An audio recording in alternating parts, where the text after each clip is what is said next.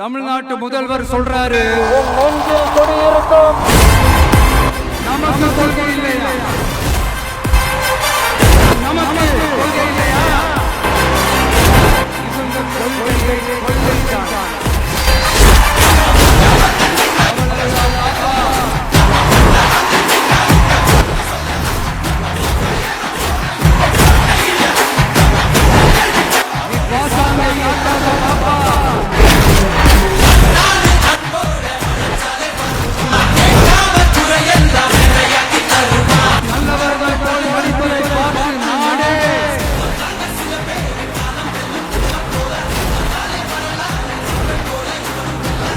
இது என்ன சும்மா கூட்டமா? விஜய் உங்க விஜய் இரண்ட வரனா விஜய் உங்க விஜய் எவன் கொரனா. பேரறிஞர் அண்ணா பிறந்த மண்ணில் எங்கள் பேரியக்கத்தின் அண்ணா வருகிறார் உங்களிடம் பேசுவதற்காக.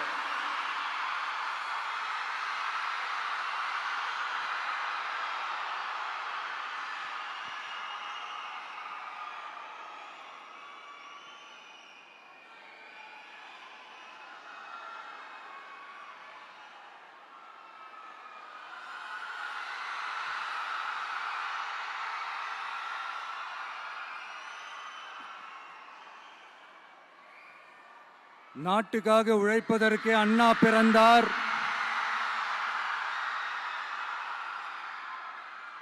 பொது நலத்தில் தானே நாள் முழுக்க கண்ணா இருந்தார் அப்படின்ட்டு எம்ஜிஆர் அவர்கள் ஒரு பாட்டு ஒன்று பாடியிருக்கிறாங்க, கேட்டிருப்பீங்க. அப்படிப்பட்ட நம்ம காஞ்சி தலைவர் அறிஞர் அண்ணா அவர்கள் பிறந்த மாவட்டம் தான் இந்த காஞ்சிபுரம் மாவட்டம்.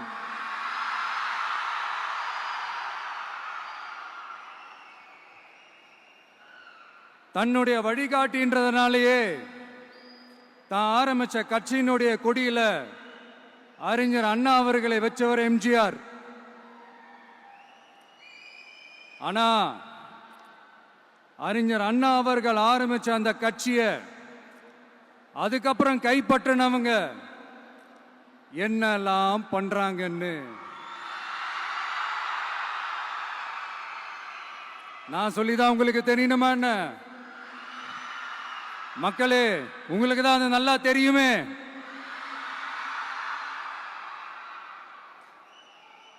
தனிப்பட்ட முறையில் எங்களுக்கும் அவங்களுக்கும் எந்த பிரச்சனையும் கிடையாதுங்க.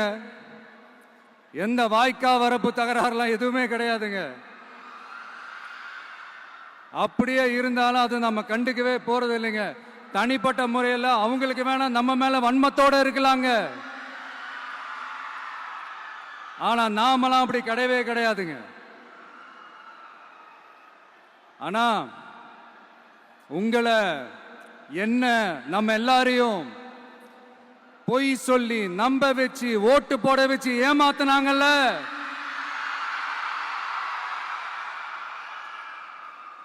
அப்படி ஏமாத்தி ஆட்சிக்கு வந்து நல்லது செய்யற மாதிரி நடிக்கிறாங்கல்ல, நாடகம் ஆடுறாங்கல்ல, அவங்கள எப்படி நம்ம கேள்வி கேட்காம இருக்க முடியும்? அதனால அவங்கள நம்ம கேள்வி கேட்காம விட போறதே இல்லை.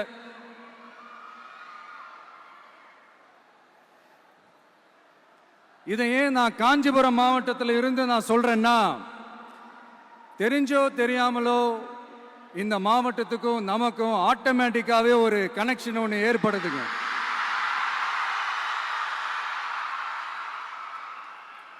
ஏன்னா நம்மளுடைய முதல் கள பயணத்தை தொடங்கினதே பரந்தூர்ல இருந்து தான்.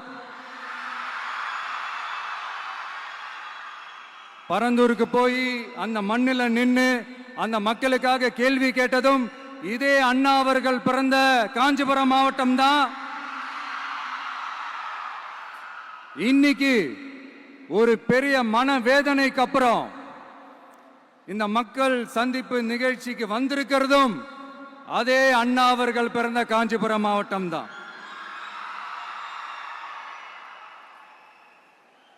அதனால நமக்கு எல்லாமும் கொடுத்த நம்ம மக்களுக்காக எல்லா நல்லதையும் செய்யணும், அதுவும் சட்டபூர்வமாக செய்யணும் அங்கீகாரத்தோட செய்யணும், அதிகாரப்பூர்வமாக செய்யணும், ஒட்டுமொத்த தமிழ்நாட்டு மக்களுக்கும் செய்யணும், ஒரே மாதிரி செய்யணும், ஒரே எண்ணத்தோட செய்யணும்.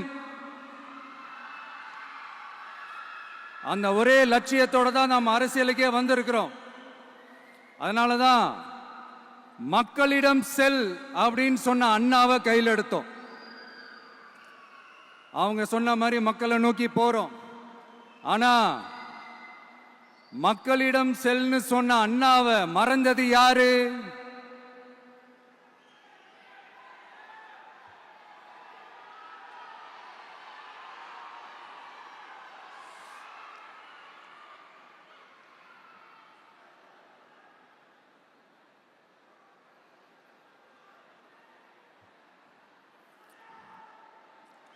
கொள்கையா? அதனப்பா கிலோ என்ன விலை என்னன்னு கேட்கிற அளவுக்கு அப்படி ஒரு கட்சியை ஒன்று நடத்திக்கிட்டு அந்த கட்சியினுடைய தலைவர் தமிழ்நாட்டு முதல்வர் சொல்றாரு, நமக்கு கொள்கை இல்லையா? எப்படி? நமக்கு கொள்கை இல்லையா? பிறப்புக்கும் எல்லா உயிருக்கும்னு ஒரு அடிப்படை கோட்பாட்டை நம்ம கட்சியினுடைய ஒரு முக்கிய கோட்பாட்டை அறிவிச்ச நமக்கு கொள்கை இல்லையா? எல்லாருக்கும் எல்லாமும் கிடைக்கணும், சமூக நீதி கிடைக்கணும், அந்த சமூக நீதி உண்மையான சமூக நீதியா இருக்கணும், சாதி வாரி கணக்கெடுப்பு நடத்தணும்னு ரொம்ப ஸ்ட்ராங்கா சொன்ன நமக்கு கொள்கை இல்லையா? CAA அறிவிச்சதுக்கு அப்புறம் அப்ப நம்ம கட்சி ஆரம்பிக்கிறதுக்கு முன்னாடியே எதிர்த்த நமக்கு கொள்கை இல்லையா? வகுப்பு சட்டத்தை எதிர்த்து உச்ச நீதிமன்றத்துக்கு முதல்ல போன நமக்கு கொள்கை இல்லையா? நீட்ட வந்தா ஒழிச்சிருவேன், நீட்ட வந்தா அழிச்சிருவேன், ஆட்சிக்கு வந்தவனே ரத்து செய்யறது நீட்ட தான், அப்படி இப்படின்னு கதையெல்லாம் விடாம கல்விய மாநில பட்டியல சேர்க்கணும்னு சொன்னதோட மட்டும் இல்லாம அதுக்கு ஒரு இடைக்கால தீர்வை சொன்ன நமக்கு கொள்கை இல்லையா? சமத்துவம் சம வாய்ப்புன்னு ரொம்ப ஸ்ட்ராங்கா சொன்ன நமக்கு கொள்கை இல்லையா? இப்படி கொள்கையை வெறும் பேச்சில மட்டுமே பேசிக்கிட்டு எல்லா கொள்கையும் அண்டர் கிரவுண்ட்ல அடக்கி வச்சுக்கிட்டு என்னமோ இவங்களுக்கு மட்டும்தான் எல்லா கொள்கையும் குத்தகைக்கு எடுத்த மாதிரி, இவங்க கொள்கையே கொள்ளை தானே. எப்படி? இவங்க கொள்கையே கொள்ளை தானே. இதெல்லாம் மக்களுக்கு யாருக்கும் தெரியாதுன்னு நினைச்சிட்டு இருக்கீங்களா?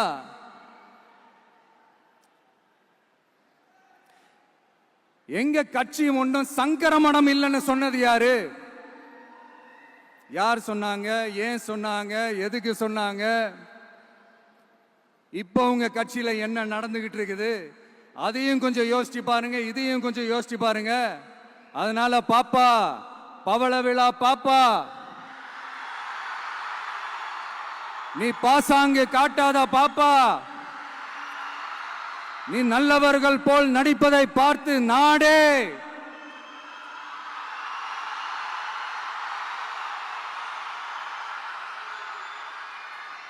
பாப்பான்னு சொன்னோம். அப்ப கூட பாத்தீங்கன்னா பாப்பான்றது ரொம்ப ஆசையா பாசமா சாஃப்டா தான் சொன்னோம். அதையே நீங்க அதிர்ச்சியா எடுத்துக்கிட்டீங்கன்னா அதுக்கு நாங்க என்ன பண்றது?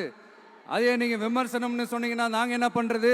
இன்னும் நாங்க விமர்சனம் செய்ய ஸ்டார்ட் பண்ணவே இல்லையே, இன்னும் நாங்க அடிக்க ஸ்டார்ட் பண்ணவே இல்லையே, அதுக்குள்ள அலர்னா எப்படி?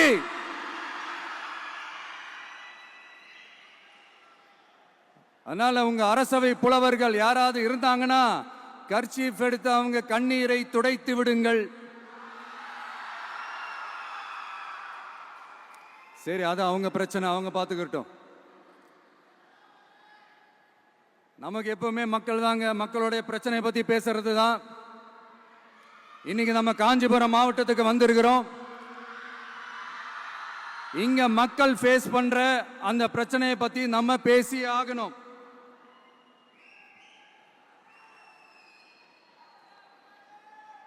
இந்த காஞ்சி மண்ணை வாழ வைக்கிற ஜீவ நதி பாலாறு, உயிர் நதி பாலாறு. இந்த மக்களோட உயிரோடவும் ரத்தத்தோடும் கலந்து ஓடுவது பாலாறு. அந்த பாலாறை இன்னைக்கு பெரியார் பெயரையும் அண்ணா பெயரையும் சும்மா பேருக்கு வச்சுக்கிட்டு ஆட்சி நடத்துறவங்க என்ன பண்றாங்க தெரியும்ல? சுரண்டிட்டாங்க, கொள்ளையடிச்சிட்டாங்க, நாசம் பண்ணிட்டாங்க, மோசம் பண்ணிட்டாங்கன்னு இன்னும் என்ன வேணாலும் சொல்லலாம். ஆக மொத்தம் அழிச்சிட்டாங்க. இதை நான் ஏதோ போற போக்கில் ஏதோ அடிச்சு விடலங்க, ஆதாரத்தோட தான் சொல்றேன். அனுமதிக்கப்பட்ட அந்த லெவலை தாண்டி 22,70,000 யூனிட் மணலை கொள்ளையடிச்சிருக்கிறாங்க. ஆக மொத்தம் இதுல அவங்க அடிச்ச கொள்ளை எவ்வளவு தெரியுமா? ரொம்பலாம் இல்ல, கம்மி தான். 4,730 கோடி. கம்மி தான் இல்ல?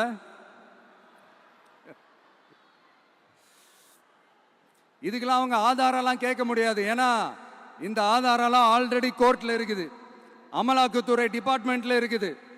அந்த டிபார்ட்மெண்ட்ல வேலை செஞ்ச சில நல்லவர்கள் அவங்க அடிச்ச அந்த கொள்ளையெல்லாம் தாங்க முடியாம வெளியில சொன்ன அந்த ஆதாரங்கள் இதெல்லாம் சம்பந்தப்பட்டவங்களுக்கு இன்னும் நல்லாவே தெரியும். அதனால இது சம்பந்தமா ஆதாரங்களை கொடுலாம் அவங்க கேட்க முடியாது.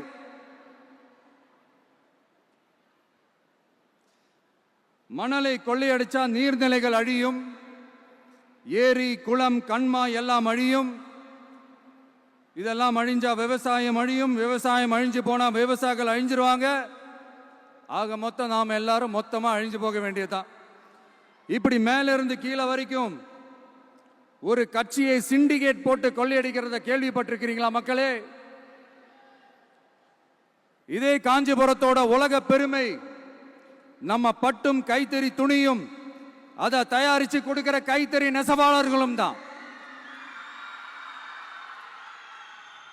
காஞ்சிபுரம் பட்டுன்னு சொன்னா உலகத்துக்கே தெரியும். ஆனா அதை தயாரிச்சு கொடுக்கிற நெசவாளர்கள் நிலை என்ன தெரியுமா? வறுமை, துன்பம், கந்துவட்டி கொடுமை. பட்டு கைத்தறிக்கு கூட்டுறவு சங்கங்கள் இருக்கு, பருத்தி கைத்தறிக்கும் கூட்டுறவு சங்கங்கள் இருக்கு. சுமார் 40,000 பேர் அதில் உறுப்பினர்களா இருக்கிறாங்க. அது போக சாய தொழில், தறிப்பட்டறை தொழில் இதை நம்பி 40,000 குடும்பங்கள் இருக்கு. ஆனா அவங்களோட ஒரு நாள் கூலி எவ்வளவு தெரியுமா? வெறும் 500 ரூபா தான். அதை கொஞ்சம் அதிகப்படுத்தி கொடுங்கன்னு போராடி போராடி பார்த்து ஒன்றும் நடக்கல. இதோட அவங்க கஷ்டம் முடிஞ்சுதா? வடகிழக்கு பருவமழை அந்த 500 ரூபா கூலிக்கு வேட்டு வச்சிடுச்சு. எப்படி விவசாயிகள் டெல்டா மாவட்டங்களில் மழையால பாதிக்கப்பட்டாங்களோ அவங்கள கண்டுக்காம எப்படி இந்த அரசாங்கம் கைவிட்டுடுச்சோ அதே மாதிரி தான் நம்ம கைத்தறி நெசவாளர்களும் மழையால பாதிக்கப்பட்டிருக்கிறாங்க. அடுத்து இந்த காஞ்சிபுரம் மாவட்டத்தோட பஸ் ஸ்டாண்டு 60 வருஷத்துக்கு முன்னாடி கட்டினதான். அண்ணா அவர்கள் ஆட்சிக்கு வந்தப்போ கட்டியிருப்பாங்க போல. அது இன்னும் புதுப்பிக்க கூட முடியாம கேட்டா என்ன சொல்லுவாங்க? அந்த லேண்டு கேஸ்ல இருக்குது. இல்ல நான் கேட்கிறேன், ஒரு கவர்மெண்ட்னால வேற ஒரு நல்ல இடத்தை தேர்வு செஞ்சு ஒரு பஸ் ஸ்டாண்ட் கட்டி தர முடியாதா?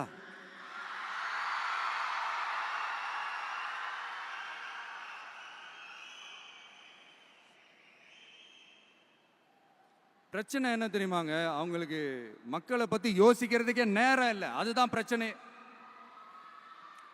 அடுத்து பாலாஜாபாத் பக்கத்துல அவலூர் ஏரி இருக்கு. அது பாலாற்றை விட உயரமா இருக்கு. அதனால என்ன ஆகுதுன்னா ஆத்து தண்ணி ஏரிக்கு போக முடியாம போயிடுது. அதை சரி பண்ணி அந்த இடத்துல ஒரு தடுப்பணையை கட்டினா ஏரி நிறைய தண்ணி நிற்கும். அப்படி நின்னா அவலூர் மட்டும் இல்ல, ஆசூர் உட்பட இன்னும் எத்தனை கிராமங்கள், எத்தனை ஆயிரம் ஏக்கர் விவசாயம் நல்லா நடக்கும். இதுக்கு இன்னும் எத்தனை வருஷம் மக்கள் கோரிக்கை கொடுக்கணும், மக்கள் போராடணும். இந்த பிரச்சனையெல்லாம் இருக்கிற அதே காஞ்சிபுரம் மாவட்டத்தில் தான் பரந்தூர் ஏர்போர்ட் கட்டுற பிரச்சனையும் இருக்குது. அந்த பிரச்சனையில கண்டிப்பா நாங்க விவசாயிகள் பக்கம் தான் நிற்போம். அதுல எந்த மாற்று கருத்துமே கிடையாது. இந்த கவர்மெண்ட் பரந்தூர் விவகாரத்தில் எங்களுக்கோ இல்லை விவசாயிகளுக்கோ எந்த விதமான காரணங்கள் சொல்லி எஸ்கேப் ஆகவே முடியாது. இப்படி மக்களுக்காக மக்களோட பிரச்சனைகளை எடுத்து பேசுறதுனால இப்போ ஆட்சியில் இருக்கிறவங்களுக்கு நம்ம மேலே ஒரு ஆத்திரம் வரத்தானே செய்யும். அதனால தான் நீங்கள் பார்த்தீங்கன்னா சட்டசபையில் ஆரம்பித்து ஒரு சாதாரண நிகழ்ச்சி வரைக்கும் எல்லா மேடையிலையும் மேடைக்கு மேடை டிவிக்கே தான். டிவிக்கே அவதூறு, அவதூறு டிவிக்கு, டிவிக்கே அவதூறு, அவதூறு டிவிக்கு. இதுக்கெல்லாம் கண்டிப்பா நாங்க பதில் சொல்லுவோம், சொல்லாமலாம் இருக்க மாட்டோம். இப்ப கூட கரூரை பத்தி பேசுவேன்னு எதிர்பார்த்திருப்பாங்க, அதை நான் கொஞ்சம் அப்புறமா பேசுறேன். பட் இப்போ நம்மளுடைய விஷன் என்னன்னு சொல்லணும்னு நான் கொஞ்சம் ஆசைப்படுறேன். நம்ம ஆட்சிக்கு வந்தா அது என்ன வந்தா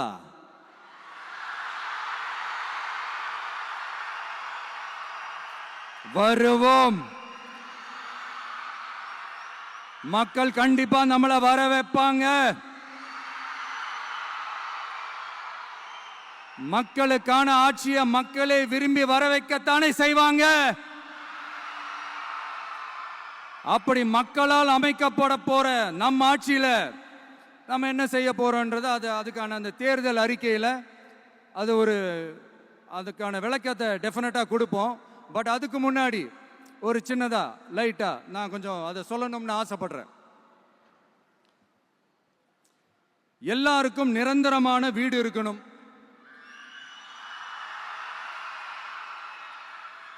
ஒவ்வொரு வீட்டுக்கும் ஒரு மோட்டார் சைக்கிள் வாகனம் உறுதியா இருக்கணும்.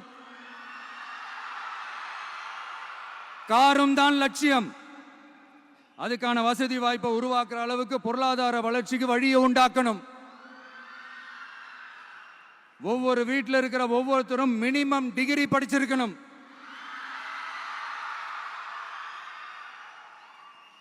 ஒவ்வொரு வீட்லையும் குறைந்தபட்சம் ஒருத்தருக்கு நிரந்தர வருமானம் கிடைக்கணும். அதுக்கான வேலை வாய்ப்பை உருவாக்கணும். அதுக்கு தகுந்த மாதிரி கல்வியில பாடத்திட்டத்தில் சீர்திருத்தம் செய்யணும். கவர்மெண்ட் ஹாஸ்பிட்டல்ஸுக்கு மக்கள் எல்லாரும் பயம் இல்லாம நம்பி போற மாதிரி மாத்தணும். பருவமழை காலத்தில் ஏற்படுற வெள்ளத்தால ஊரும் சரி மக்களும் சரி விவசாயமும் சரி பாதிக்கப்படாம இருக்கணும். அதுக்கு 4000 கோடி திட்டம்னு ஒரு உருட்டுனாங்களே, அந்த மாதிரிலாம் எதுவும் இல்லாம உண்மையான ஒரு பாதுகாப்பு திட்டத்தை உருவாக்கணும். மீனவர்களோட, தொழிலாளர்களோட, நெசவாளர்களோட, அரசு ஊழியர்கள் மற்றும் ஆசிரியர்களோட கருத்து கேட்டு அவங்களுக்கான பாதுகாப்பு மற்றும் வளர்ச்சி திட்டங்களை உருவாக்கணும். உருவாக்குறது மட்டும் இல்லை, அதை செயல்படுத்தணும். முக்கியமா இண்டஸ்ட்ரியல் டெவலப்மெண்ட்ஸ்ல கான்சென்ட்ரேட் பண்ணணும். எல்லாத்தையும் விட ரொம்ப ரொம்ப முக்கியம், சட்டம் ஒழுங்க ரொம்ப ஸ்ட்ரிக்டா வச்சிருக்கணும். நம்மளுடைய அம்மா, அக்கா, தங்கச்சிகள், அவங்களுடைய பிள்ளைகள், குழந்தைகள் எல்லாருக்கும் பாதுகாப்பை, அதுவும் உண்மையான ஸ்ட்ராங்கான பவர்ஃபுல்லான பாதுகாப்பை உண்டாக்கணும். அண்ணா யூனிவர்சிட்டியில நடந்த அந்த பெண்ணுக்கு நடந்த அந்த பிரச்சனை மாதிரியோ, இல்ல கோவையில் நடந்த அந்த கல்லூரி பெண்ணுக்கு நடந்த பிரச்சனை மாதிரியோ அதெல்லாம் நடக்க விடவே கூடாது. நம்ம வீட்டு பெண்கள் ஸ்ட்ராங்கா, பயமே இல்லாம தைரியமா இருக்கணும்.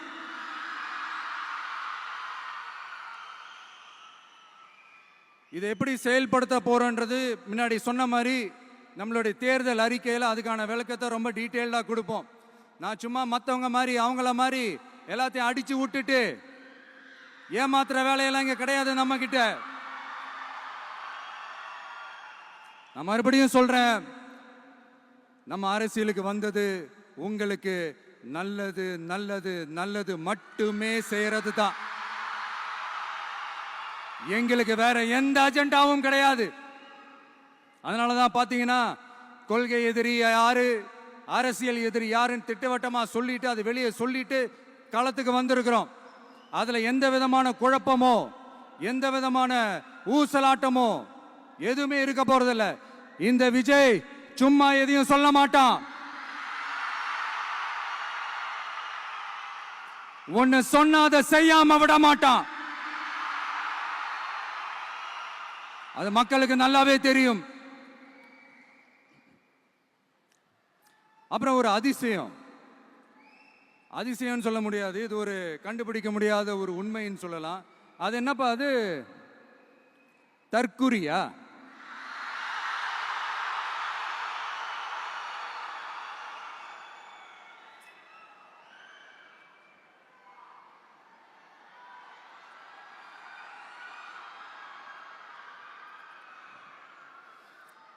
நம்ம டிவிகேக்கு சப்போர்ட் பண்ற கோடிக்கணக்கான லட்சக்கணக்கான மக்கள், நம்மளுடைய நண்பிகள், நம்மளுடைய ஜென்சி கிட்ஸ் எல்லாரையும் தற்குறிகள்னு சொல்லி வாங்கி கட்டிக்கிட்டு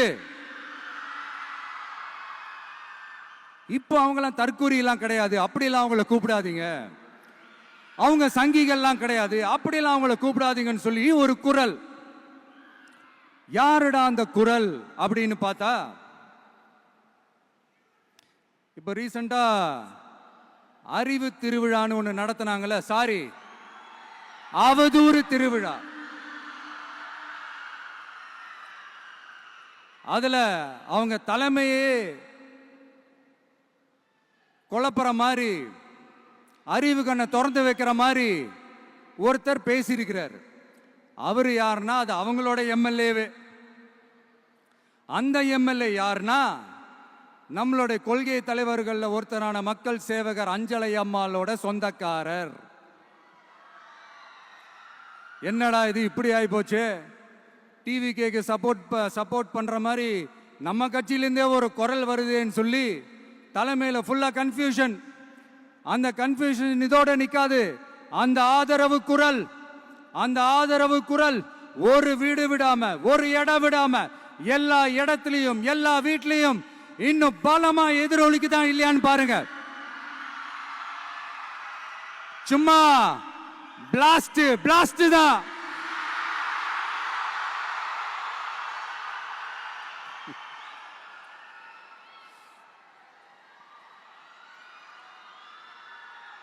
இது இன்னைக்கு நேத்தெல்லாம் நடக்கலங்க. 1972லயே நடந்து முடிஞ்சிருச்சு. எப்போ எம்ஜிஆர் அவர்கள் கட்சி ஆரம்பிச்சாங்களோ அப்பவே அது ஒரு கூத்தாடி கட்சி. எப்போ எம்ஜிஆர் அவர்களுக்கு பின்னாடி அத்தனை மக்கள் திரண்டு நின்னாங்களோ அப்பவே அது ஒரு கூத்தாடி கும்பல். நடிகர் கட்சின்னு சொன்ன ஒருத்தர் அதுக்கப்புறம் எம்ஜிஆர் கூடயே போய் சேர்ந்துட்டாரு. இன்னொருத்தர் இவரெல்லாம் ஒரு ரவுண்டு தாங்க வருவாரு, ரெண்டாவது ரவுண்ட்லாம் காணாம போயிடுவார்னு சொல்ல இன்னொருத்தர் அதுக்கப்புறம் போய் எம்ஜிஆர் கிட்டே போய் சேர்ந்துட்டார். ஸோ இந்த மாதிரி இவங்க 2 பேர் மட்டும் இல்ல, ஒட்டுமொத்த தமிழ்நாட்டு மக்களும் எம்ஜிஆர் அவர்கள் கூட தானே போய் சேர்ந்தாங்க.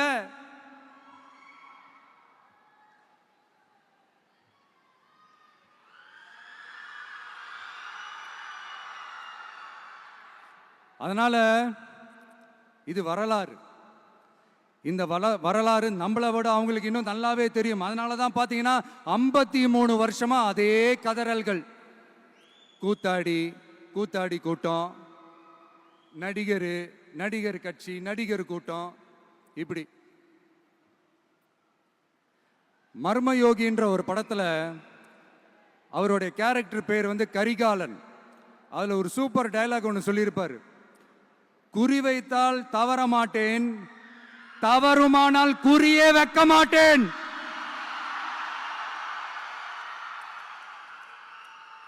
இதெல்லாம் யாருக்கு சொல்றோம், எதுக்கு சொல்றோம்னு புரிய வேண்டியவங்களுக்கு புரிஞ்சா நல்லா இருக்கும். ஏண்டா இந்த விஜய தொட்டோம்?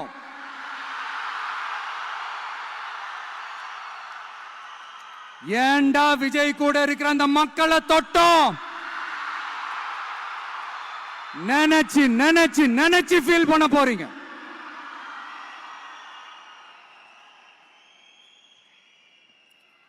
அப்புறம் நமக்கு இந்த அரசியல் புரிதல்லாம் இல்ல, அது இல்ல, இது இல்ல.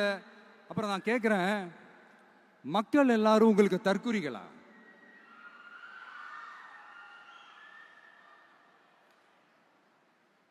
அதே மக்களோட ஓட்டு வாங்க போற நாம தற்குறிகள்னா, அப்ப இவ்வளவு நாள் அதே மக்கள் கிட்ட தானே நீங்க ஓட்டு வாங்கிட்டு இருந்தீங்க. அப்ப நீங்க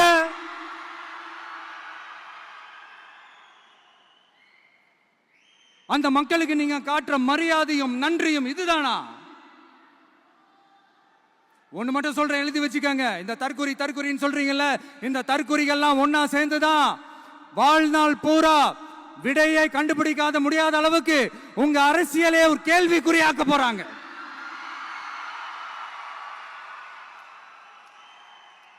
இவங்கெல்லாம் யாரும் இங்க தற்குறிகள்லாம் கிடையாது.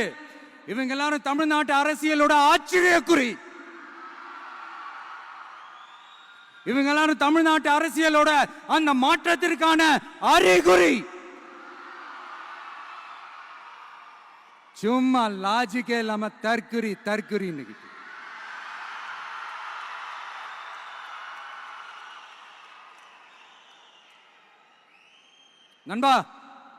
நண்பி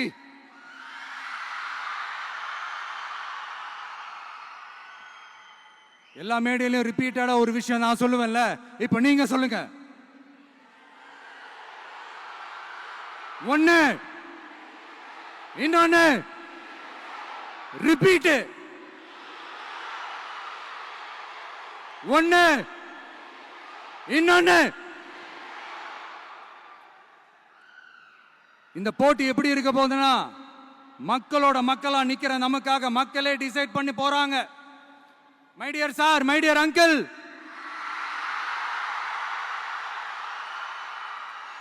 ஆல்ரெடி டிசைட் பண்ணியாச்சு.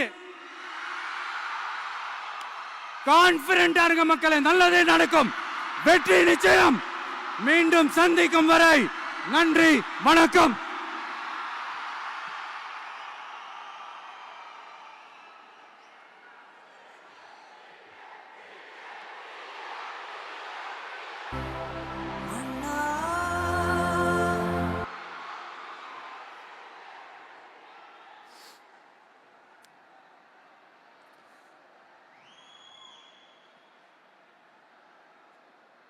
வெளியில போக பர்மிஷன் கிடைச்சவொன்னே கூடிய சீக்கிரம் வெளியில வருவோம்.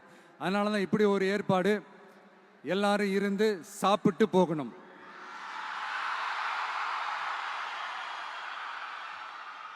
நன்றி, வணக்கம். சொல்ல மறந்துட்டேன், என் நெஞ்சில் குடியிருக்கும்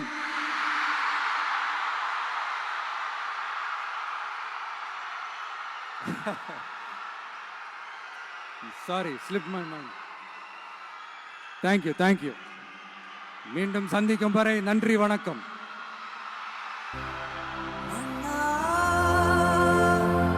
எங்க உரிமையின் காவல்.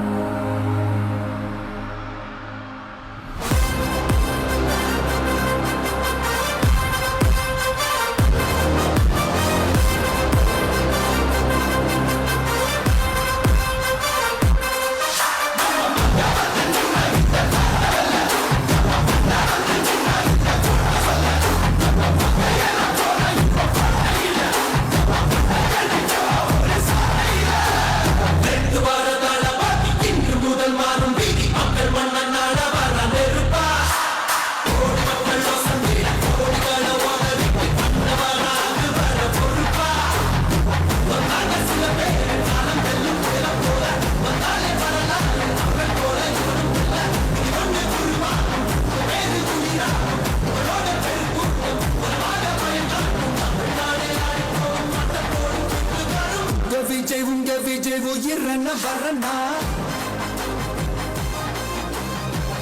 விஜய் எளியவன் குரல்னா, விஜய் தனியாள் இல்ல கடல்னா, விஜய் எளியவன் குரல்னா, விஜய் தனியாள் இல்ல கடல்னா. மக்கள் தானே மன்னர்களே உனக்கு கட்ட வரனா.